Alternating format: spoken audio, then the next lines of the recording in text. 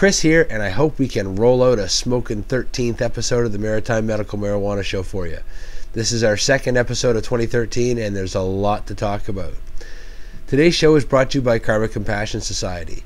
At Karma Compassion, we believe that people who have conditions that may be treated through the use of cannabis should be able to do so without fear of discrimination, persecution, or fear of arrest. They take care of patients from Ottawa to Halifax, and by take care of, I mean they help them grow, prepare, consume, and manage their medical marijuana. A couple of shout-outs I'd like to shout out about before I begin. First, of course, as always, is MUM, Maritimers Unite for Medical Marijuana. Pop in February 9th at the library in Goddison Street in Halifax and check us out, or just check us out online.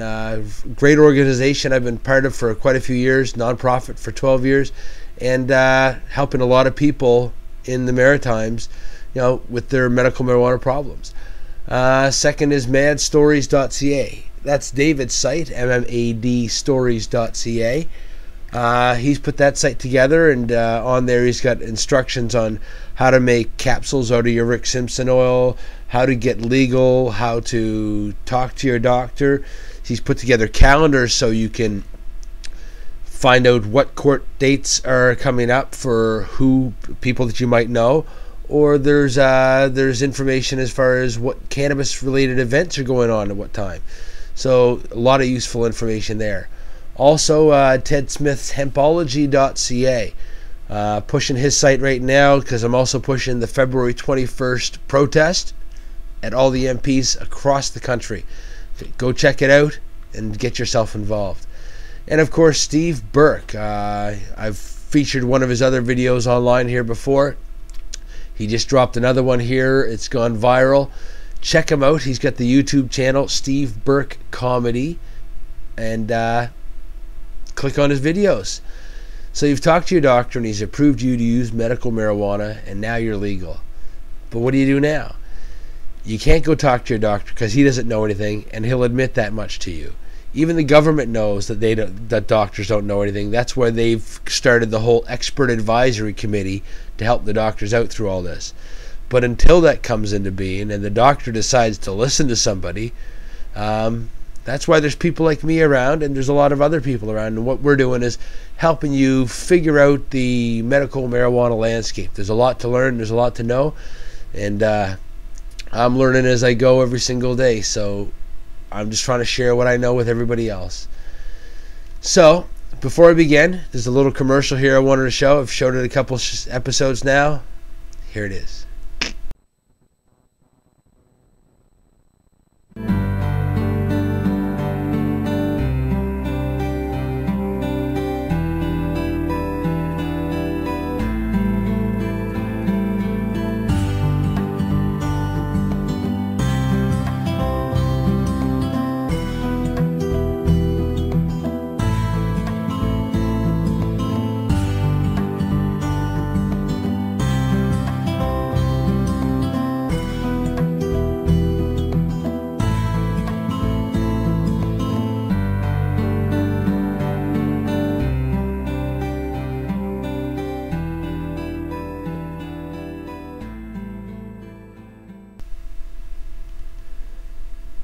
See, wasn't that a great video? I'd love to see it on TV. And why? Because this stuff works, period. And now, on to the show. Today we're going to talk about the marijuana for medical purposes regulations again. That's going to be a hot topic for some time to come. Also, are the petitions that are going on and are available for you to become involved with. Gadget Corner. David is going to make himself a bit of an appearance today. We're going to talk about the February 21st MP's protest, and a couple other things that are interesting. For example, High Times Cannabis Cup is going to be held in the U.S. for the first time because of what's going on down there.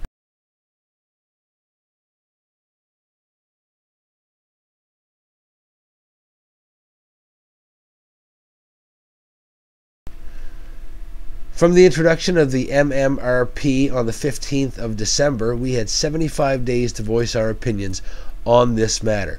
So, with that being the case, it comes back to Ted Smith. If you believe in the right to use cannabis, then now is the time to do something about it. There could be a more important time for you to add your voice to the growing chorus of citizens who are calling for legalization. There could not be a better time to join forces with other like-minded people as the momentum shifts against prohibition. There could not be a more critical time to counter the conservative government's rhetoric. This is a historical moment in Canadian cannabis history, and you can be part of it. You can start by helping to protest against the new regulations that will no longer allow patients to grow their own legal medicine. Whether you currently use cannabis as medicine or not is irrelevant, for if we lose the legal ability to grow personal medicine now, it could be a long time before we get it back again. Time is short. There is a brief time period the government is accepting comments ending February 28, 2013. We must do everything we possibly can to raise awareness about this backward step, encouraging concerned citizens to voice their opinion by every means possible. On Thursday, February 21st, the International Hempology 101 Society will be organizing at rallies at MPs' offices across this entire country to protest the MMPR. On the same day, we will organize a phone jam aimed at the minister responsible for Health Canada, Leona Agluklak, giving those unable to physically attend a rally a chance to stick a wrench in the system too. We will encourage others to write newspapers around the same time in a last-ditch attempt to raise awareness about this deplorable move by the federal government. While we will not be able to coordinate at every MP's office, we can at least focus on some prominent members of Parliament. It is better than doing nothing in the vain hope that the public will wake up to this nightmare. Even if all we do is educate some of the staff and random citizens with our signs, then we have accomplished more than we could sitting at home. Without an existing network to coordinate these rallies, it will be a little scrambled. We created this website to provide a list of offices that people have committed to going, and we'll also build a Facebook page to attract more protesters. The best time to hold these protests is at 11 a.m., as that is not too early for patients to get to the location and still gives the press lots of time to spread the story throughout the day. Aside from making signs, another great way to get attention, if you have a license to grow, is to bring a plant with you. An image of a patient or several desperately holding a plant can have a lasting impact on people walking by and gives the media something to add to the story that makes the government's plan seem all more severe. It's only a plant after all. These rallies will not be limited to members of the Conservative government, but will occur at MP offices of all parties. Individual members of Parliament and their staff should have an opportunity to meet the people that are affected the most by this law, so they can see the vast majority of medical cannabis users are nice, average folks. Those MPs in opposition who have spoken out against the MMPR should be given credit for stepping up to the plate, and those who have remained silent so far should be encouraged to make a statement. Though we do not expect the Harper government to suddenly wake up and change their minds, it is important that we voice our opposition to their plans and that we try to win the hearts and minds of the public. By showing how conservatives hurt sick citizens, we can undermine their support and build allies in this campaign. This will not be the only attempt to fight these new regulations, but it is important to do what we can while the period for comments is still open. Another strategy is a class action lawsuit being led by veteran lawyer John Conroy. Hundreds of patients have started putting money into an account to support John in this endeavor. More information will be available in the next issue of the newspaper, the Cannabis Digest. Of course, many will simply resist these regulations by continuing to grow after the licenses start to expire on October 1st, 2013. Do doubt that there will be many cases before the courts challenging the government's attempt to take this plant away from the sick and dying. While I believe the courts will agree that patients have a constitutional right to grow their own medicine, it might not come until many have suffered going without medicine or living with extraordinary stress. Ultimately, I am convinced that the legalization of cannabis is possible around the world, especially after such an incredible year. However, these regulations are a big step back for the patients, a big step back for the entire country, and we need to resist them every way possible. Opening up the market to legal commercial operators should not come at the expense of the patients. Please join us on Thursday, February 21st, as we protest against the MMPR. So far, we have confirmed that we'll be protesting against the MMPR at least 19 ridings across Canada on February 21st. Join the official webpage and get your riding listed. I myself, I'll be at Peter Stouffer's office in Fall River. I hope to see you guys there. Anybody that needs to ride, let me know. Message me on YouTube here, and we'll get there together. Hempology, there's the protest website. Go check it out. Now, David has sent me a couple of clips about becoming a licensed producer before and after the MMPR and the security requirements that would be required to conduct such activities. Great to see you, David. Take it away. Alright, hey guys, I'm here doing the topic on licensed producers and how they're going to be able to start before the new regulations go into effect. This video is for perhaps compassion clubs or maybe even an individual who might have, you know, the means to be a licensed producer for their individual purpose. So what I'm going to go here now is close out the video and start with this release. In the Gazette, the Department of Health, under the Controlled Drugs and Substances Act, notice to interested parties. Propose improvements to the Marijuana Medical Access Program research and development activities. And since this was in the past, you know, it talks about on the December 15th, Health Canada is publishing the proposed marijuana for medical purposes regulations. Now that's already out, so you guys can go look at the Gazette and see that. Under the proposed regulations, the purpose of it is to establish conditions for a competitive industry of licensed producers. And what they're doing is, like I said in other posts, phasing out personal production licenses and designated grower licenses and giving it over to industry. And they're setting up a bunch of regulations to make sure that the licensed producers produce quality product. Now the next section, parties who are considering becoming an licensed producer and are interested in engaging in certain research and development activities such as testing marijuana or testing growing conditions on site may do so prior to the MMPR coming into force, using existing mechanisms under Controlled Drugs and Substances Act and the Narcotic Control Regulations. Now this has two important parts in it. The first one is, it basically is stating that people who are considering becoming an LP, they can start engaging in certain research and development activities, such as testing for marijuana, testing growing conditions on site. Now, I'll be doing another topic for security, and you know, under the security, you have to meet certain requirements for controlled substances. And for research purposes, though, you might be able to get at a security level that's much lower than what you'll need once you're a licensed producer. And the second point out of this paragraph is it points out that the mechanisms to become, you know, someone who can grow cannabis and test it and all that stuff already exist. So the mechanisms include a license issued under Section 9 of the Narcotic Control Regulations, a licensed dealer, which would enable activities such as possession to test marijuana plant material. Now if you go check out that section, and you can go online yourself, check out the Narcotic Control Regulations, and you compare Section 9 of the Narcotic Control Regulations to parts of the new proposed MMPR, you'll notice a lot of things are similar, like the need for security, all kinds of stuff like that. The next sentence, or part 2 of the mechanisms, is a license to cultivate, gather, or produce marijuana for scientific purposes, issued in accordance with Section 67 of the Narcotic Control Regulations. And that section is basically a part where the health minister, if you've met all of the requirements of the Narcotic Control Regulations, then she'll issue a license to cultivate, gather, produce marijuana. And the third point, an exemption issued under Section 56 of the Controlled Drugs and Substances Act for other activities which marijuana, such as testing, packaging methods and materials.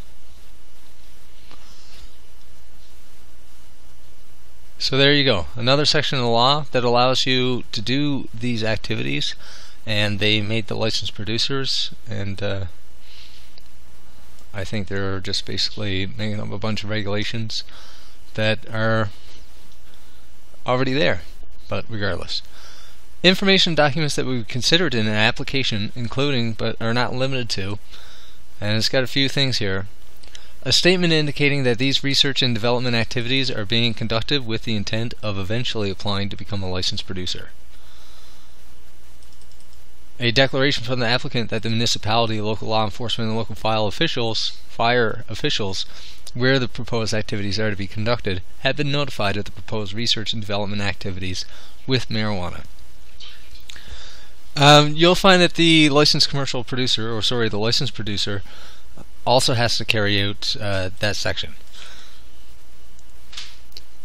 Then there's a valid criminal record checks for the person responsible for the license or exemption, the person in charge of the research project, if applicable, and the person in charge of production, indicating that they have not been convicted as an adult within the preceding 10 years of a designated drug offense or a designated criminal offense, as these terms are defined in the narcotic control regulations. And again, you know, that's similar to what the MMAR is now and what the MMPR will be in the future. A letter from the owner of the proposed location where the proposed activities are to be conducted, indicating that there is no objection to its use for marijuana production if the location is not owned by the applicant. And again, that's similar to the MMAR. If you're growing in a place that's not yours, you might need the Form F. That's under the MMAR. So, similar thing here under the proposed licensed producer. Next thing, appropriate security measures in accordance with the requirements of the Directive on Physical Security Requirements for Controlled Substances, found at, and there's a website, and the guidance document, Building and Production Security Requirements for Marijuana for Medical Purposes, found at, and it gives you another link for that one. So, I'll be doing another topic, or you may have already seen it, getting into these 2 points. I look at the Directive of Physical Security Requirements for Controlled Substances, as well as the Building and Production Security Requirements. And at the time of this video, this here document, Building and Production Security Requirements for Marijuana for Medical Purposes, and that link that's provided brings you to a draft document. In deciding whether to issue a license or exemption, the Minister would review applications on case-by-case basis, and may consider other factors such as the risk to public health, safety, or security. This would include the risk of marijuana being diverted to an illicit market or an illicit use. So, in another way, the Minister, when he or she, most likely she in this case, would review applications, they can deny it if they feel that you're a risk. It is also worth noting that the proposed MMPR are promulgated. The issuance of a license or exemption to conduct research and development activities does not guarantee the issuance of a license under the proposed new regulations. Producer licenses can only be issued once the new regulations come into force. So what this is saying, this here paragraph, is that even if you use the mechanisms and are approved as a licensed producer or a licensed dealer under the narcotic control regulations, and you do all of these other things, that doesn't mean that you're automatically going to be allowed to be a licensed producer. So, just putting that out there. Interested parties wishing to conduct research and development activities may initiate this process by providing Health Canada with a letter expressing their interest and providing the information indicated in the first 4 points listed above as applicable at the following address. So, once you have all of your ducks in order, then you can submit your application to become a licensed producer, and it gives you the appropriate address there. Please note that if interested parties wish to conduct activities in addition to research and development, such as producing marijuana for the purposes of sale, before the proposed MMPR are in force, those parties must comply with the applicable requirements of the Food and Drugs Act and the Food and Drug Regulations. Example requirements for clinical trials which demonstrate clinical efficacy and safety. So there again, just want to point out that there are laws that are already in place that allow you to grow marijuana, and as long as you comply with them via the Food and Drug Act and the Food and Drug Regulations, getting all of your licenses under the current laws that already exist, you should have no problems developing a drug and showing its clinical trials demonstrating efficacy and safety, and getting a drug identification number and everything else that goes along with that. So again, I'm not really sure what the MMPR is really supposed to accomplish, except for maybe negating the requirement of clinical trials to demonstrate clinical efficacy and safety before selling cannabis. I mean, I can't be sure. That's the only thing I can think of. For those requiring more information regarding the application process or information regarding the availability of legal supply of seeds or marijuana for research and development activities, please contact the Office of Controlled Substances. Alright, so I hope that this has been an informative thing for you. I've got another topic, like I had said before, security. You'll want to check that out. The only thing I haven't really covered is standard operating procedures. And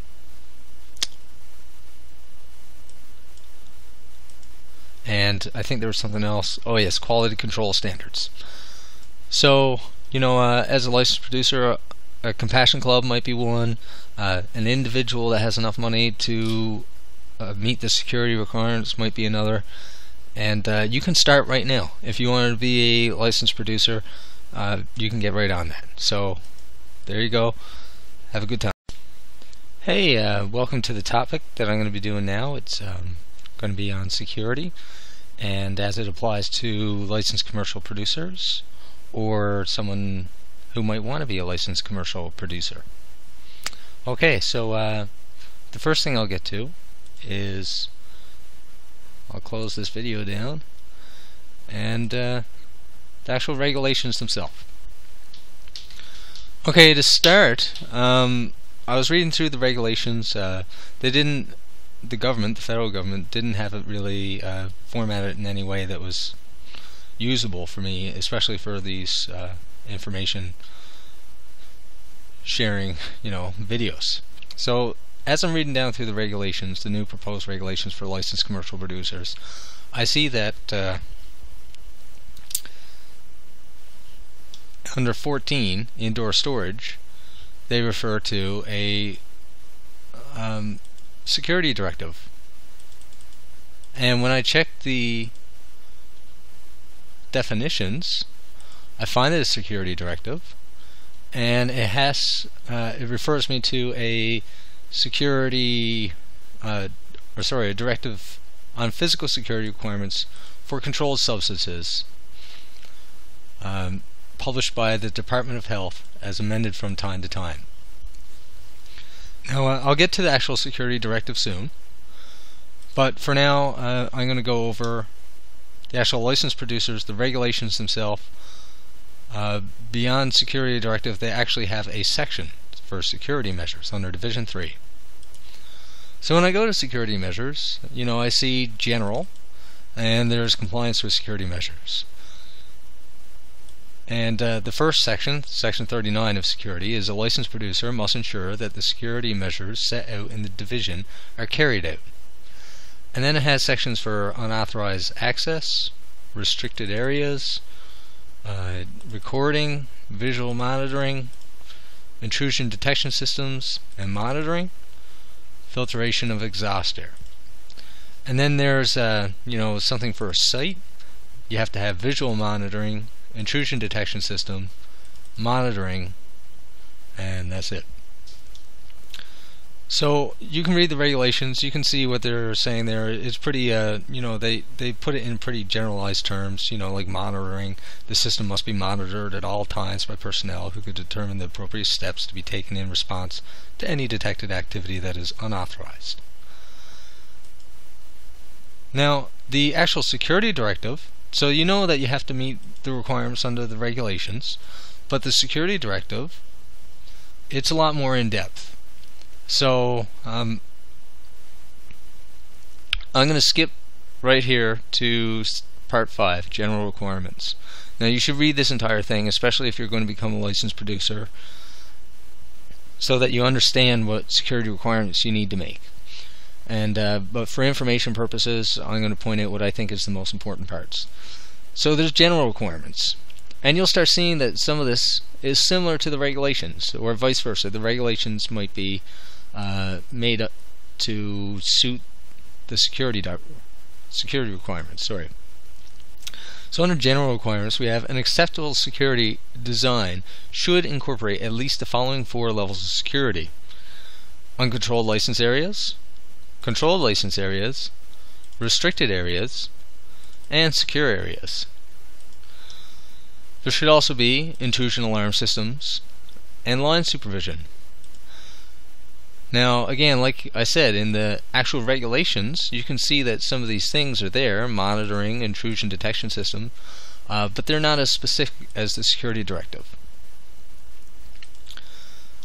Okay, so the next thing I want to show you in security directive is Appendix A.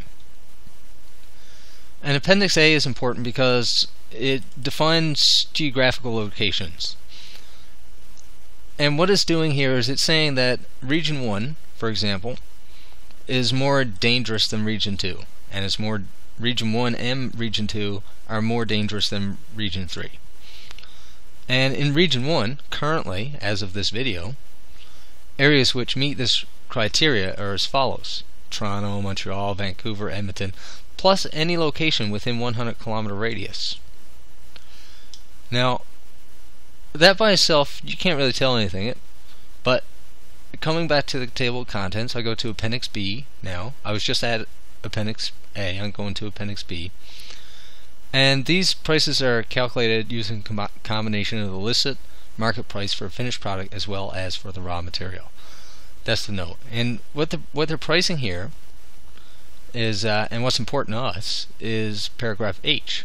Cannabis sativa is preparations, derivatives, and similar synthetic preparations except Nabalone, and that's at $10,000 a kilogram. So if you have a kilogram worth of cannabis, then you have $10,000 worth of cannabis, according to the security directive.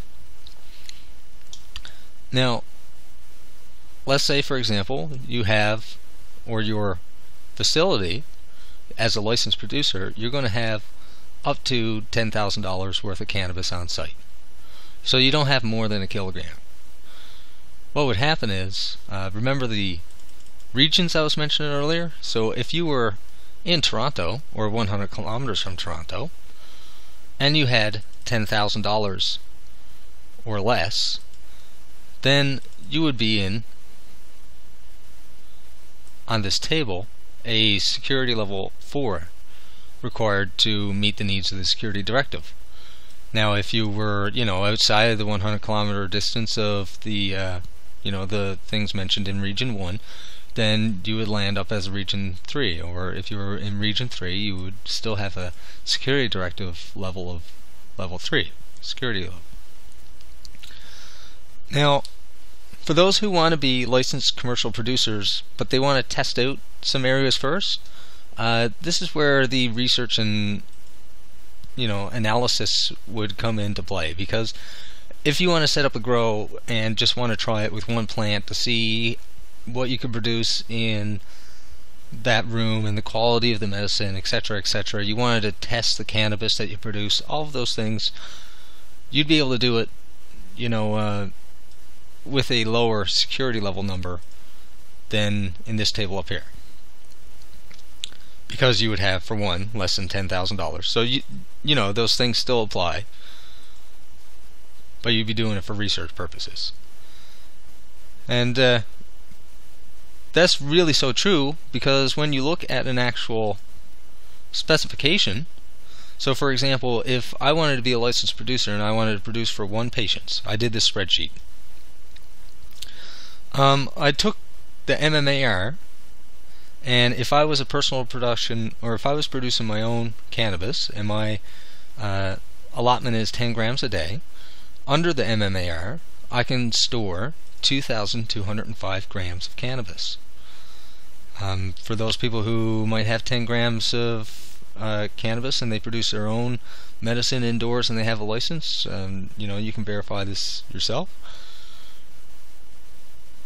So that means that as a licensed producer, it makes sense that to meet that average Canadian's needs, which is about 10 grams a day, I would need, for even just one patient, to have 2,205 grams in storage in order to meet the needs of the patient, based on the MMAR calculation.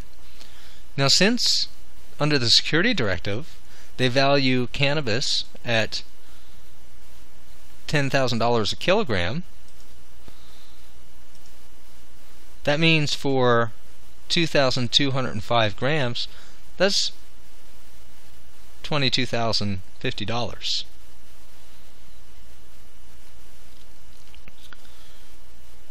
And I did some numbers here to give you an idea of the security levels of security. So, for example, 1 to 2 patients at 10 grams a day will mean that, depending on your region, 1, 2, or 3, Toronto, to a more safe area, 1 to 2 patients will give you this, right on up to 1,400 patients. You'd be, starting to hit security level of 8 or 9. Now, what does that security level of 8 or 9 mean?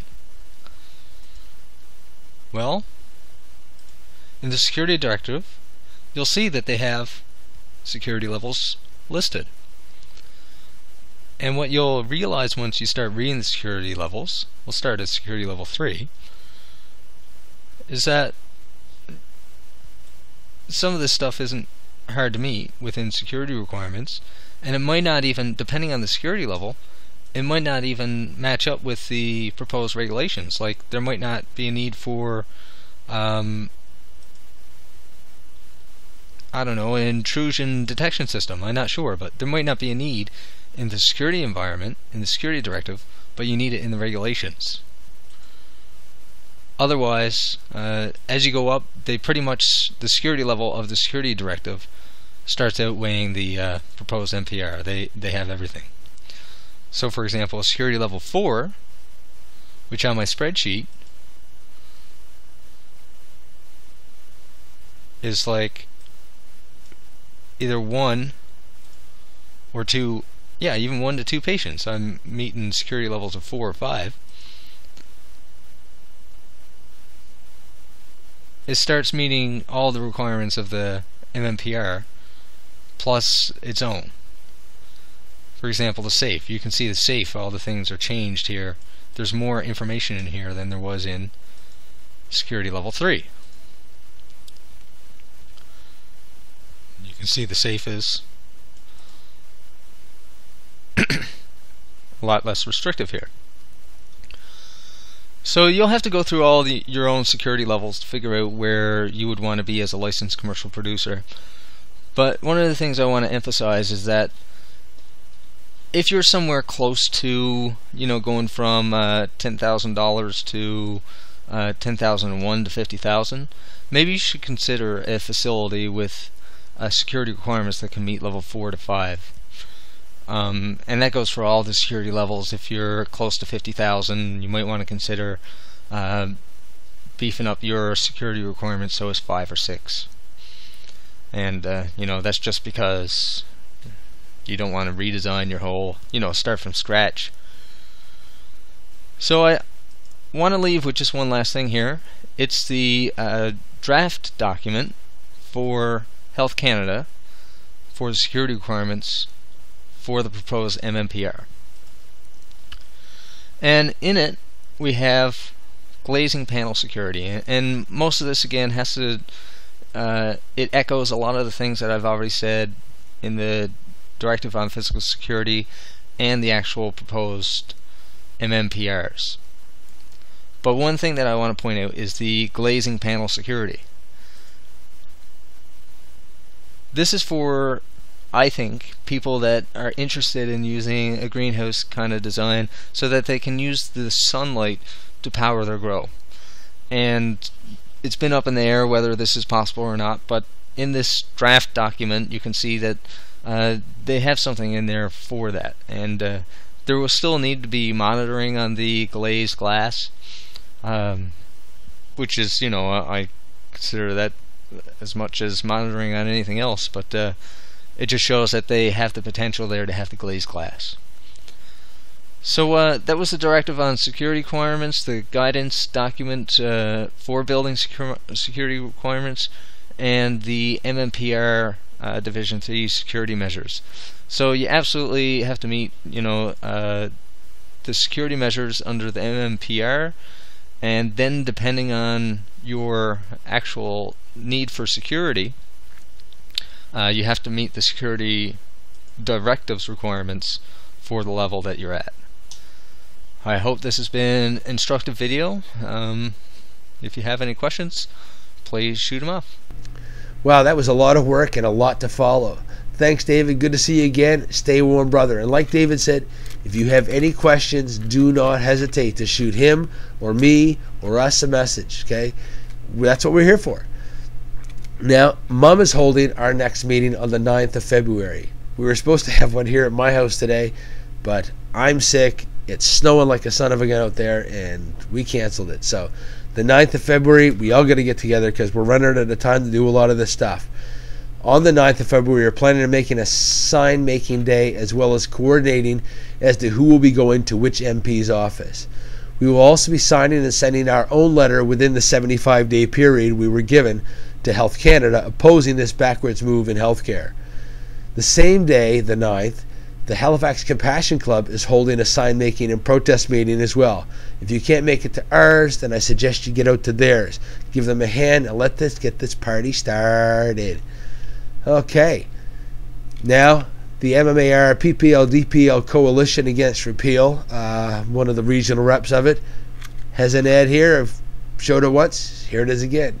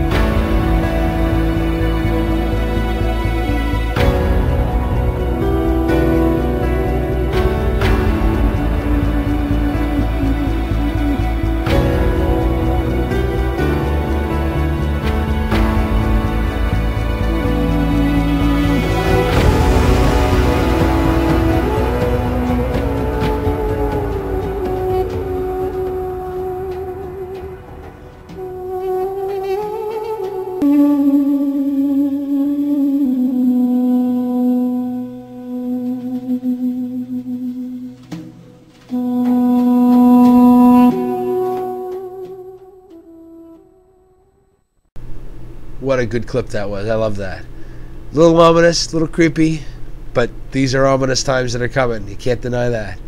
Like I was saying, high times, the Cannabis Cup to be held in the U.S. for the first time.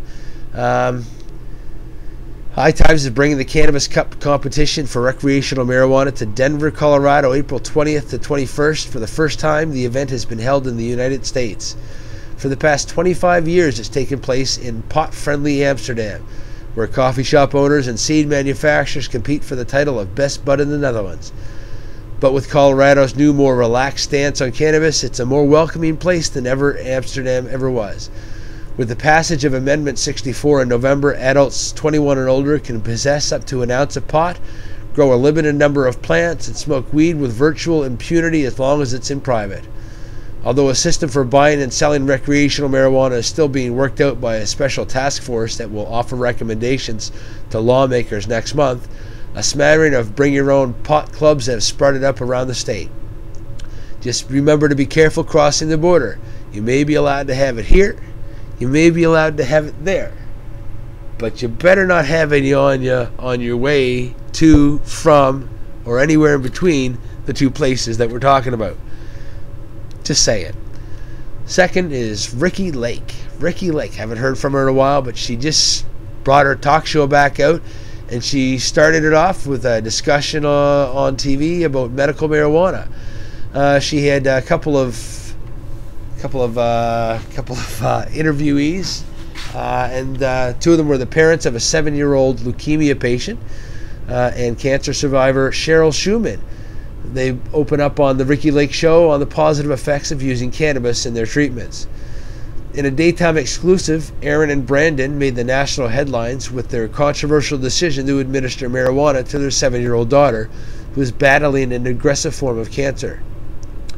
Medical cannabis advocate Cheryl Schumann, you can find her on YouTube too, she knows everybody, has been helping the couple with their treatments for their daughter. Cheryl Schumann battled for her own life after stage 4 ovarian cancer, almost took her life, but she turned to medical marijuana and survived the disease.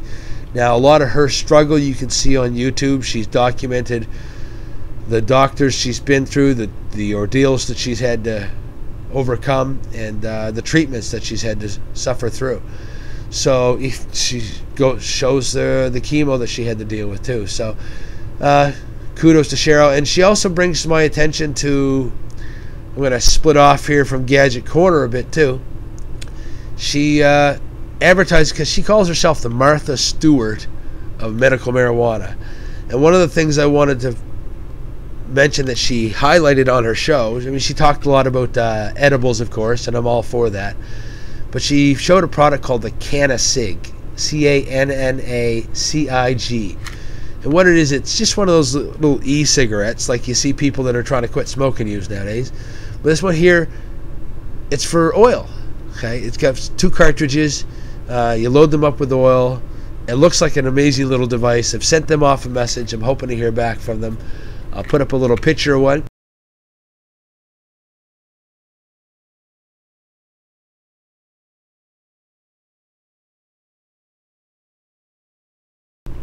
If anybody has one or has tried it, send me a message. Let me know what you thought. Looks like it's something worthwhile getting into. Again, the MUM calendars are done. Still January, so still time. The calendars, whether you need it or not, the calendars are a fundraising device, okay? They're a way of showing your support for MUM and helping us achieve the goals that we strive to do. The calendars are available at Hemp Heaven, Steve's Hydroponics, SNL Works Hydroponics, Soul Harbor, Sweet Leaf Smoke Shop and Hydroponics. David Shea and I have them too, and I believe that All Things Green has some too. Again, I'm still looking for a co-host. Again, 1 day a week, hard to find. I've had a couple people, but everybody seems to be from away, and that's good for a little video call-ins or little segments, but I need somebody sitting here next to me that I can talk to, okay? Give me a slap in the head if I wander off topic or if I get a little uninteresting. I'm sure you guys could all benefit from that. So I want to talk about the next show.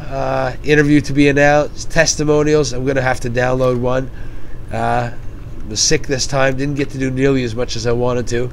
But I want to thank you for watching the show. I want to thank the Computer Tuner for providing the equipment that we use to make the show possible. And Karma Compassion is still accepting donations for John Cook. He's done so much for so many. It's time for some of you to pay it back or pay it forward or whatever you want to call it. It's time to lend a hand to a guy who's lent a hand to almost all of us. And I want to leave you with this video by Steve Burke, the one I was talking about. I've highlighted some of his other work, like it should be legalized, and I had to share this video with you as well. I've added it here, but I recommend you go watch his actual video. He's just passed the 845,000 view mark since dropping the video on January 9th. I wish I could get views like that. So enjoy, go click on his video. Thank you all for watching. Be nice to each other. Peace, love, and hippie shit. Don't forget to bring a towel. Puff, puff, puff, puff, puff, puff, puff, puff, puff, puff, puff, puff.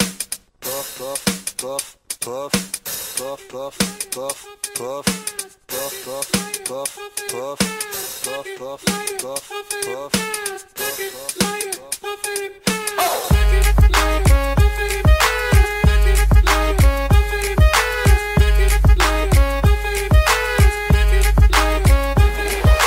I'm gonna smoke some weed. Only got $20 in my pocket. I'm a hunting, looking for a pot shop. This is fucking awesome. Walk into my house like, what up? I got some good pot. I'm just pumped up, got some herb from the pot shop. Ice in the fridge, it used to be frosty. My friends like, damn, that's a stoned-ass donkey. Rolling in hella high, looking like it's FIFA time. Dominating all my friends as I eat some chili fries. Draped in a Snuggie with my girl sitting next to me. Probably shouldn't have had a big gulp full of iced tea. But shit, it was 99 cents. I'll be blazing and smoking it, about to go and get some munchies next. Passing up on those Cracker Jacks, Reese's Pieces are where it's at. Gotta get me some soda pop, Cottonmouth has been creeping up, but can't remember where I put my keys. Yeah, that's what's up. I'ma take your grandpa's ride, I'ma take your grandpa's ride. No, for real, ask your grandpa, can I take a 65? DeVille cruising to my local Publix. Nothing better than rolling with two super fly chicks. They have frozen burritos, I bought frozen burritos. I bought some Ben and Jerry's, and then I bought some Cheetos. Hello, hello, my main man Obama. A couple states have just reformed their laws on marijuana. What you gonna do, send the feds there? Hell no, the DEAs will be like, aw, they got volcanoes. I'm gonna smoke some weed. Only got $20 in my pocket. I'm a hunting, looking for a pot shop. This is fucking awesome. I'm gonna smoke some weed. Only got $20 in my pocket. I'm a hunting, looking for a pot shop. This is fucking awesome. What you know about the science of marijuana? What you know about people suffering from glaucoma? They need it, it helps them with their condition. If you don't believe me, then just ask some eye physicians. Thank your granddad for voting for that guy. Richard Nixon is the president who made the plant illegal, but science is now showing that it's medicine for people, and the private sector's fighting to keep all of that illegal. Alcohol and tobacco, pharmaceutical prisons. I'll take those 4 major lobby groups and fight those motherfuckers. They're making money day and night, all those motherfuckers, and bribing Congress out of sight, all those motherfuckers. They'd be like, oh, it's immoral and unhealthy. I'm like, how many people are you making wealth? Anti-marijuana lobbies are making all kinds of profits, and they don't want you to stop it because of all the special interest. I call that getting swindled and pimp shit. I call that getting tricked by the government. That law's hella old, so it's time to update it, regulate it, and then get it under state control. Peak game, look into my political telescope. Think it's gonna stay like this forever? Not hella won't. Not hella won't. Hey Obama, stop being a hypocrite. You used to smoke weed, fool. I'm gonna smoke some weed. Only got $20 in my pocket. I'm a hunting, looking for a pot shop. This is fucking awesome. Let's end the war on drugs. It's time to pull the plug. These special interest groups are nothing more than corporate thugs. Let's end the war on weed. The people have agreed. These special interest groups have kept these laws with bribery. I'm gonna smoke some weed. Only got $20 in my pocket. I'm a hunting, looking for a pot shop. This is fucking awesome. Is that your grandma's pipe? Just gonna stay.